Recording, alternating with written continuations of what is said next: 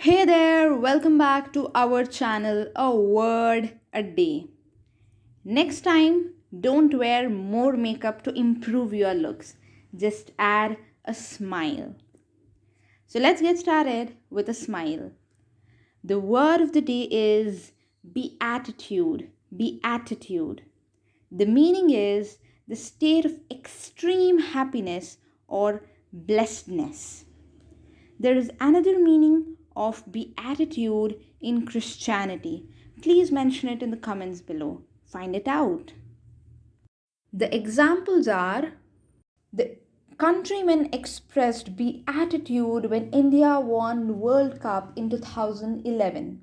She expressed beatitude when she got admitted at National Law University. Thank you so much for watching the video.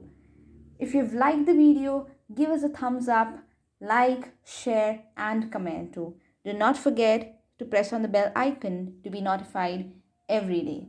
Thank you. Bye bye.